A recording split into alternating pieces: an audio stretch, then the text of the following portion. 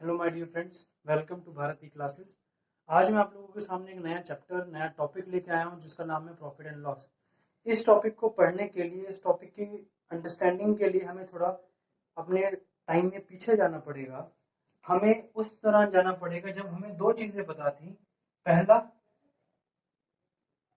Cost price और दूसरा selling price. ठीक है फ्रेंड्स, कॉस्ट प्राइस उस प्राइस को कहते हैं, वह मूल्य जो जिससे हम जिस अमाउंट में हम कुछ चीज को खरीदते हैं, कॉस्ट प्राइस, क्रय मूल्य। और सेलिंग प्राइस उस प्राइस को कहते हैं जो हमारे पास चीज है, हम उसको किसी पर्टिकुलर रेट पे बेचते हैं, उसका विक्रय मूल्य।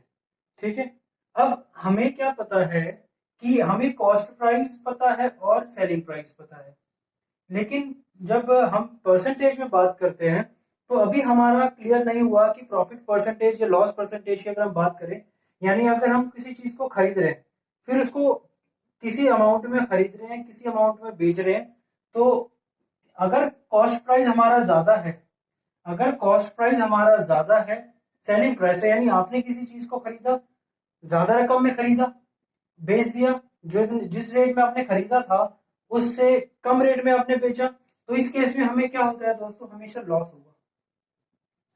ठीक है, अगर हमारे पास कॉस्ट प्राइस जो है वो सेलिंग प्राइस से अगर कम हुआ, कॉस्ट प्राइस मतलब आपने कोई चीज खरीदी, कोई वस्तु खरीदी, जिस जिस रेट पे उस वस्तु को खरीदा और जिस रेट पे उस वस्तु को बेचा, खरीदने वाली जो रकम थी वो कम थी बेचने वाली से, यानी आपने कम में खरीदा और ज्यादा में बेचा। इस केस में आपको क्या होता है दोस्तों, इस केस में आपको होता है प्रॉफिट।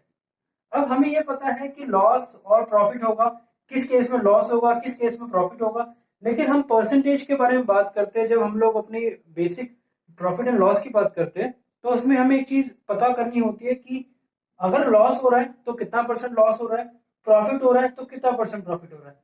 कैसे बताएंगे, अगर अगर परसेंटेज में अगर हम बात करते हैं तो प्रॉफिट एंड लॉस को कैसे बताएंगे कि प्रॉफिट कितना होगा, लॉस कितना होगा। थोड़ा इस चीज को डिटेल में पढ़ने की कोशिश करते हैं। अगर मैं कहता हूं कि लेट्स सपोज हमारे पास जो कॉस्ट प्राइस है वो है 100 रुपए, ठीक है, वहां से जो सेलिंग प्राइस जो आएगा फ्रेंड्स, सेलिंग प्राइस अगर आपको 20 रुपए का इस पे प्रॉफिट हो रहा है, 20 रुपए का अगर आपको इस पे प्रॉफिट हो रहा है, 20 रुपए का अगर आपको इस पे प्रॉफिट हो तो सेलिंग प्राइस आपका हो जाएगा 120। ठीक है फ्रेंड्स, अब आपको ये बताना है कि इसका कॉस्ट प्राइस आपको पता है, सेलिंग प्राइस पता, तो आपका प्रॉफिट पता लगा कि यहां से प्रॉफिट होगा, लेकिन कितना परसेंट होगा ये आप कैसे निकालेंगे। यहां से आपको पता है जो प्रॉफिट हो रहा है वो है कितने रुपए का, 20 रुपए का।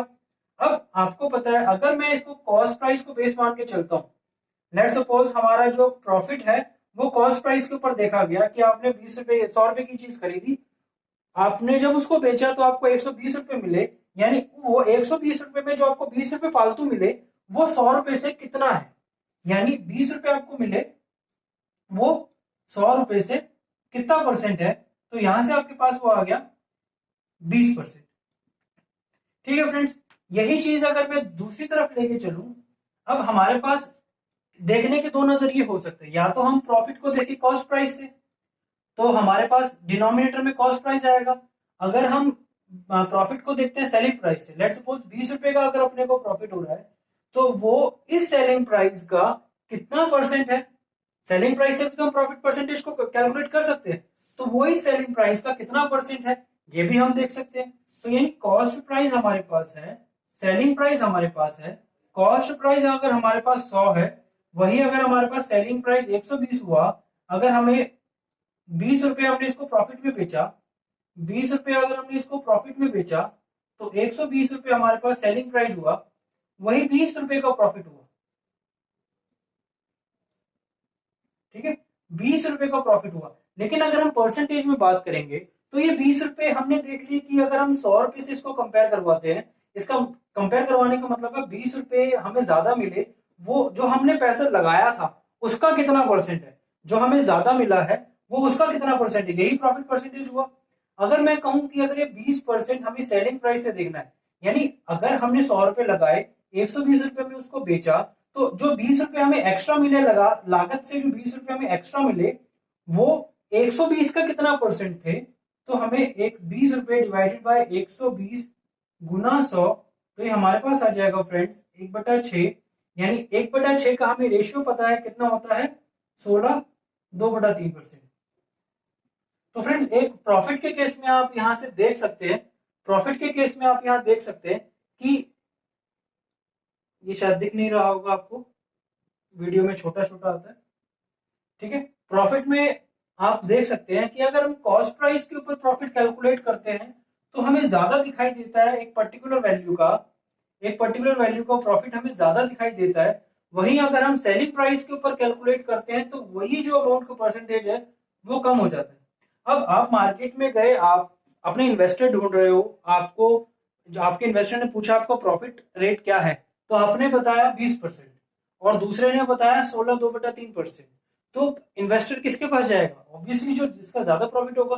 हालांकि प्रॉफिट सेम हो रहा है, लेकिन जब हम परसेंटेज को कैलकुलेट करते हैं तो परसेंटेज जब हम कॉस्ट प्राइस के ऊपर कैलकुलेट करते हैं तो हमें ज्यादा दिखाई देता है, अगर हम सेलिंग प्राइस के ऊपर कैलकुलेट करते हैं तो प्रॉफिट परसेंटेज हमें कम दिखाई देता है। इसलिए एक प्रॉफिट के केस में मैंने आपको समझाया कि जो प्रॉफिट होता है वो हम लोग अक्सर कॉस्ट प्राइस के ऊपर ही निकालते हैं। उसके पीछे की जो थ्योरी है वो ये कहती है कि अगर आप कॉस्ट प्राइस के ऊपर प्रॉफिट निकालेंगे तो आपको प्रॉफिट ज्यादा दिखाई देगा, और सेलिंग प्राइस के अगर आप प्रॉफिट निकालेंगे परसेंटेज में तो आपको कम दिखाई देगा।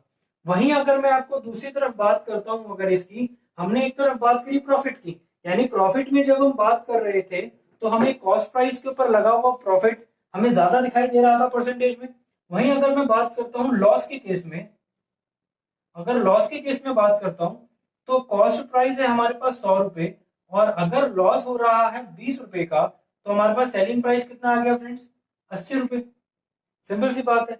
अब हमें पता है कि सेलिंग प्राइस हमारे पास 80 रुपए आ गया, तो यानी अगर रेट में देखा जाए अमाउंट में रुपए कितने रुपए हमें, कितने रुपए का लॉस हुआ? 20 रुपए का। अगर मैं वही लॉस कॉस्ट प्राइस के बेसिस पे निकालता हूं तो यानी जो लॉस परसेंटेज अगर मैं निकालना है तो लॉस परसेंटेज देखिए यहां से हमारे पास आया कितना? 20%। और अगर वही लॉस मैं सेलिंग प्राइस के ऊपर निकालता हूं, वही लॉस अगर मैं सेलिंग प्राइस के ऊपर निकालता हूं, ये हमारे पास 100 रुपया है, ये 80 रुपए है। अब परसेंटेज प्रॉफिट परसेंटेज लॉस हमें निकालना है, तो परसेंटेज लॉस हमारा अगर सेलिंग प्राइस के ऊपर निकलता है तो 20 डिवाइडेड बाय 80 इंटू 100। ठीक है फ्रेंड्स, ये हमारे पास वैल्यू आई, ये 4 से कैंसिल आउट हुआ और यहां से हमारे पास वैल्यू आ गई 25%।